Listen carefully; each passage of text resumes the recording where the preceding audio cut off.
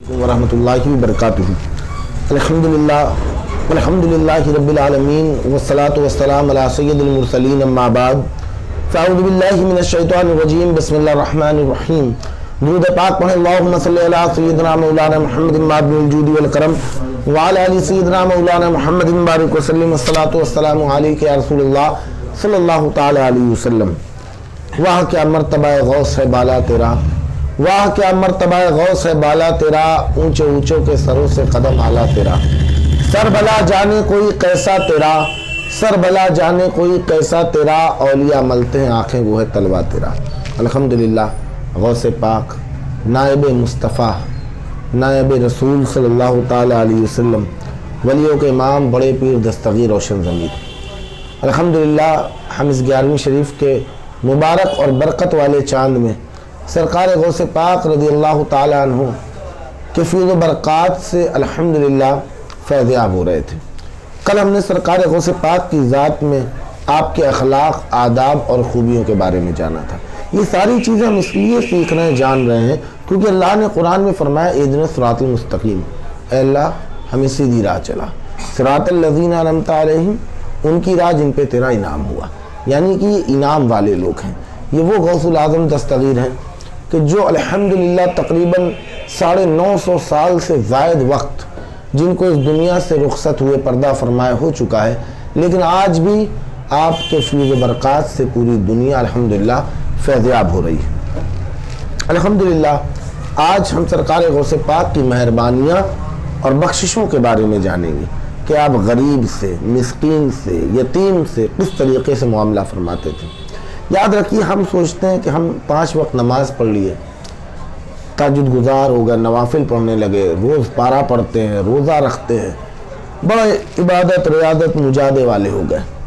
हम सोचते हैं बड़े अल्लाह वाले हो गए, जबकि कहा गया है कि करो मेहरबानी तुम अहले ज़मी पर, करो मेहरबानी तुम अहले ज़मी पर, खुदा मेहरबान होगा अर्शे बरी पर। अगर आप दुनिया वालों के ऊपर मेहरबानी करेंगे, अल्लाह की मखलूक को जितना फ़ायदा पहुँचाएंगे, उतना ही अल्लाह का फजल करम आपके ऊपर जारी और तारी होगा। तो अल्लाह के रसूल सल्लल्लाहु अलैहि वसल्लम के सच्चे नायब हुज़ूर गौसे आज़म दस्तगीर, आप इबादत रियाजत मुजादा में तो बुलंद बाला मकाम पे हैं, लेकिन जब मखलूक के साथ अल्हम्दुलिल्लाह उसकी हाजत रवाई हो, मखलूक की दिलजोई हो, उनके दर्द को बांटना हो, मखलूक के ऊपर मेहरबानी का मामला हो, तो उसमें भी गौसे आज़म की ज़ात अल्हम्दुलिल्लाह बेमिसाल नज़र आती है। इंसानियत की ये मिराज है, यानी कि इंसानियत की ये मिराज है क्या, मेहरबानी और बख्शिश।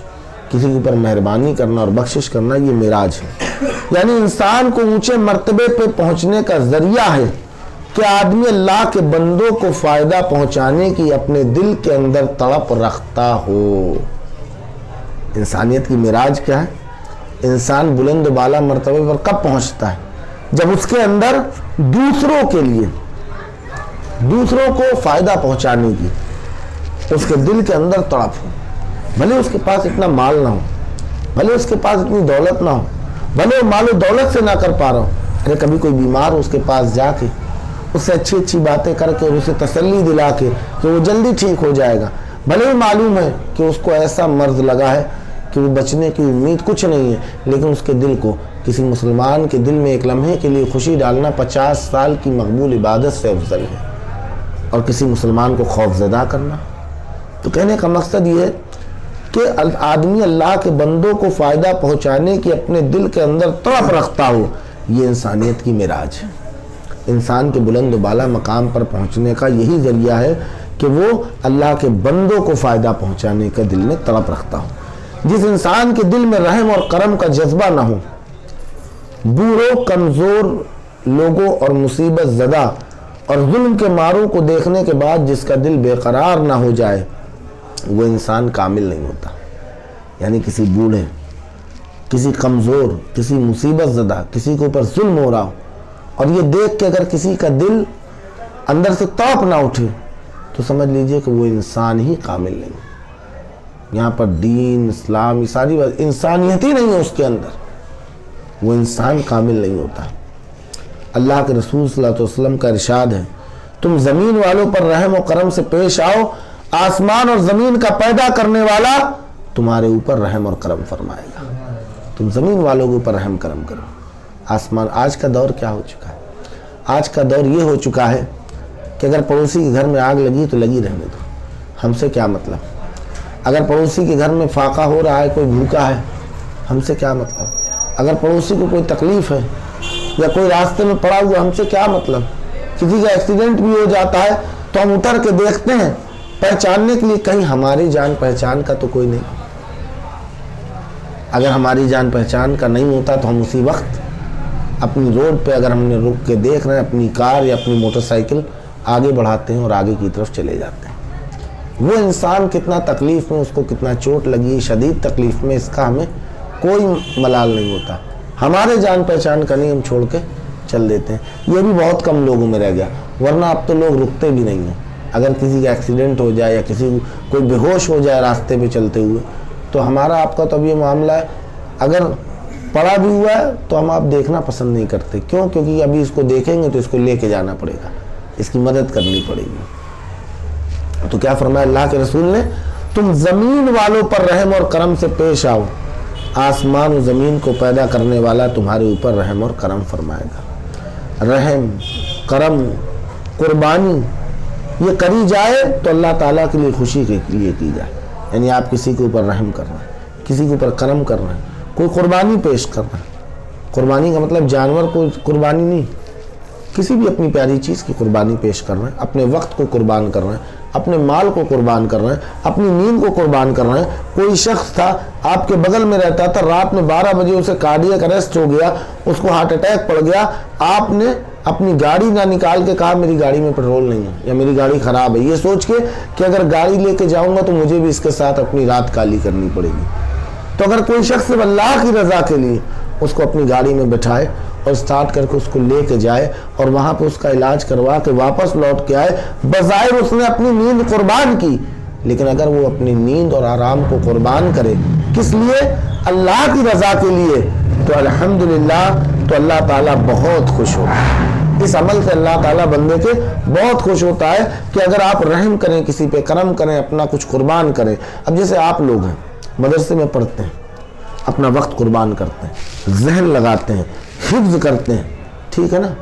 تو کیا کر رہے ہیں؟ آپ اپنے وقت کو دے رہے ہیں نا، تو اللہ اس سے بہت خوش ہوتا ہے۔ آگے فرمایا سرکار غوث پاک رضی اللہ تعالیٰ عنہ کی ذات میں غریبوں، بوڑھوں اور کمزوروں کے لیے رحم اور کرم کا خاص قسم کا جذبہ اور طلب پائی جاتی تھی۔ غوث پاک صرف یہ نہیں تھے کہ ولیوں کے امام تھے، 40 سال تک عشاء کے وضو فجر کی نماز پڑھتے تھے، یہ نہیں تھا بڑے علم میں، ریاضت میں، مجاہدے میں بڑے برے میں، یہ ساری چیزیں تھیں، لیکن اس کے ساتھ غریب، مسکین، بوڑھے، کمزور، ان لوگوں کے لیے آپ کے دل میں ایک الگ تڑپ اور جذبہ ہوتا تھا۔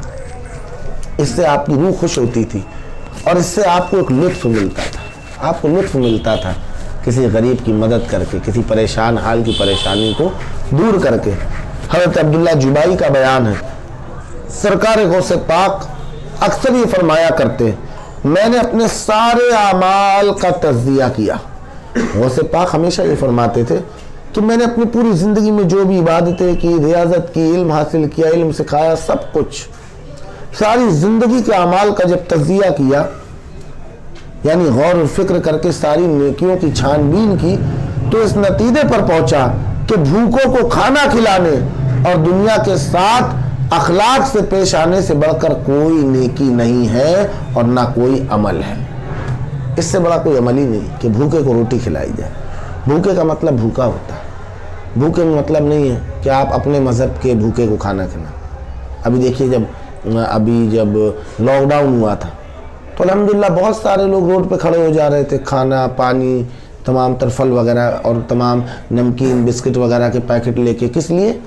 وہ یہ نہیں پوچھتے تھے تمہارا کون سا مذہب ہے، وہ بس یہ دیکھتے تھے انسان ہے، یہ ہزاروں یا سینکڑوں میل کی دوری سے چلا آ رہا ہے، نہ اس کے پاس کھانے کے لیے کچھ ہے نہ پینے کے لیے کچھ ہے، وہ انسان دیکھ کے۔ ارے انسان تو چھوڑو، اگر تم جانور کو بھی پانی پلاتے ہو نا، اس کا بھی اجر کل قیامت کے دن تمہیں ملے گا۔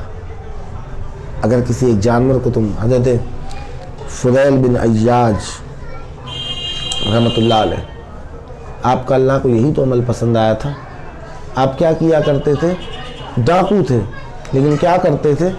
شام کا وقت جب ہوتا تو آٹا لے کے جا کے مچھلیوں کو آٹا کھلایا کرتے تھے۔ بہت سارے ایسے واقعات آپ کو حدیث مبارکہ مل جائیں گی کہ جس میں پتہ چلے گا کہ اللہ تعالیٰ نے میری سخت پکڑ کی، لیکن میں نے ایک روز ایک کتے کو پانی پلا دیا تھا تو اللہ نے اس کے باعث میری بخشش اور مغفرت فرما دی۔ میں مچھلیوں کو چارہ کھلایا کرتا تھا اس کے باعث۔ تو اب اس کا مطلب یہ نہیں کہ ساری چیزوں کو چھوڑ کے مچھلیوں کو چارہ کھلانے لگے، یہ تو اللہ کے اوپر بڑا رحیم و کریم۔ کون سی ادا؟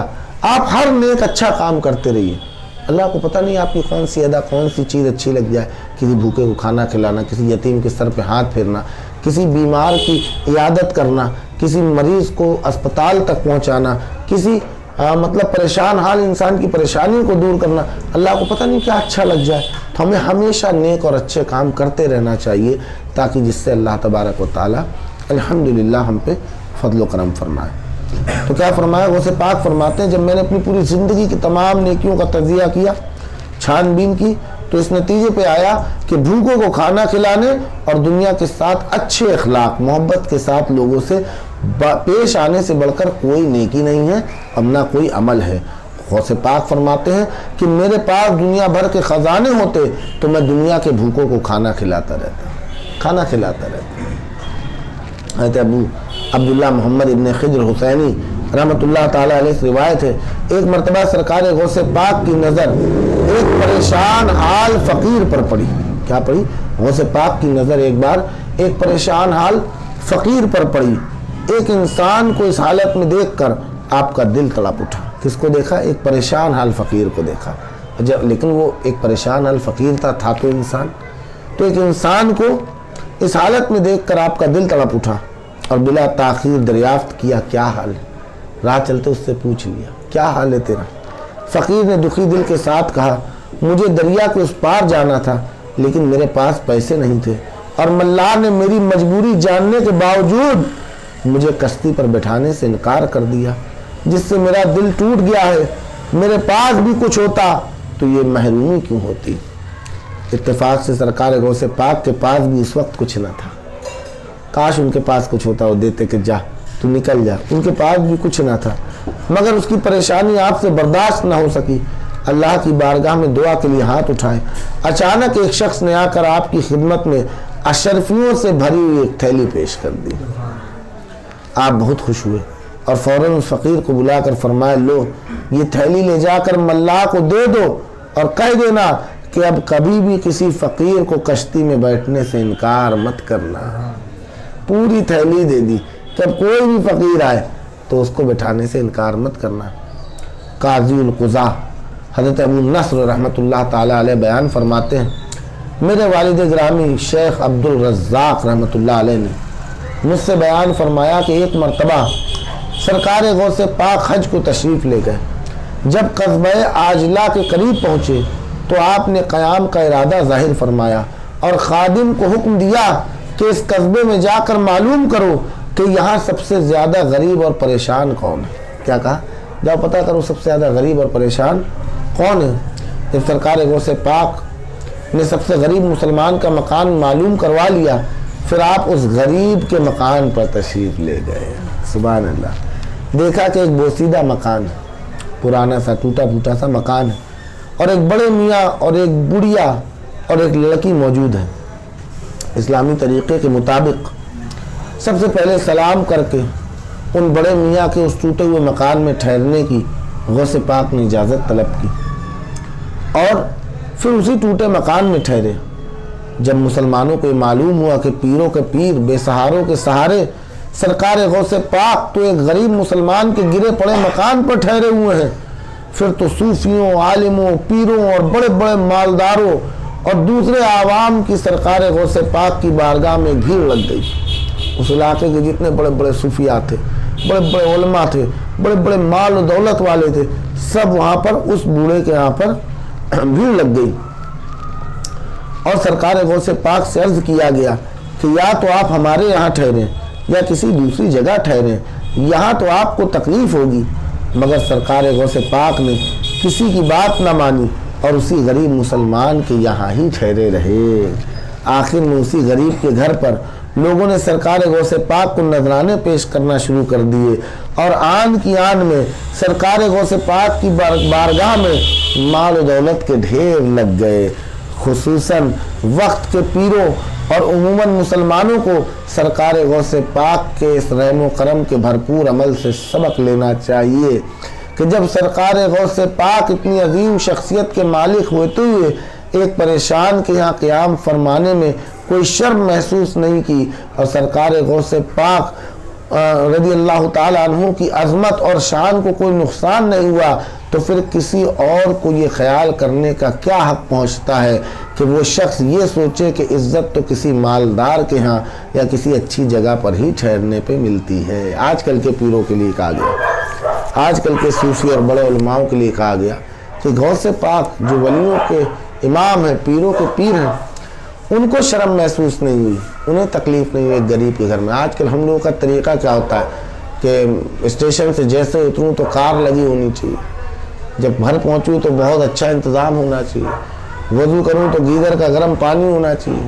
ناشتے میں یہ لیتے ہیں، کھانے میں یہ لیتے ہیں، پینے میں یہ لیتے ہیں، تو اس طریقے سے پورا کا پورا ایک مینو چارٹ بن جاتا ہے۔ تو غوث پاک کو اگر دیکھیں جو ولیوں کے امام ہیں، ان کی زندگی کا کیا طرز عمل ہے۔ فرمایا بہرحال غریب نوازی کا یہ بہت بڑا مجارہ ہے۔ حضرت شیخ عبداللہ ابن سویب رحمۃ اللہ علیہ کا بیان ہے کہ سرکار غوث پاک غریبوں، کمزوروں اور مسکینوں سے بے پناہ محبت کرتے تھے، اور اکثر فرماتے تھے کہ امیروں سے تو سبھی محبت کرتے ہیں، بیچارے غریبوں کا کون حال پوچھنے والا ہوتا ہے، کیا میں بھی ان غریبوں سے محبت نہ کروں؟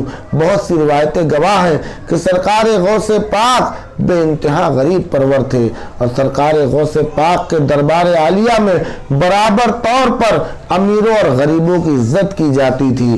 اس بات میں بھی سرکار غوث پاک حضور اکرم صلی اللہ علیہ وسلم کے فرما بردار تھے۔ آپ کے دربار میں بھی ایسا نہیں تھا امیروں کے لیے اسپیشل ٹریٹمنٹ ہو، اسپیشل کرسیاں ہوں، اسپیشل صوفے لگے ہوں، تو وہاں پر سب کے لیے برابر رہا کرتا تھا۔ تو یہ میرے غوث پاک رضی اللہ تعالیٰ عنہ کی مہربانی اور بخشش تھی۔ اللہ تبارک و تعالیٰ ہم سب کو اس پہ عمل کرنے کی اور دوسروں تک اسے پہنچانے کی توفیق عطا فرمائے۔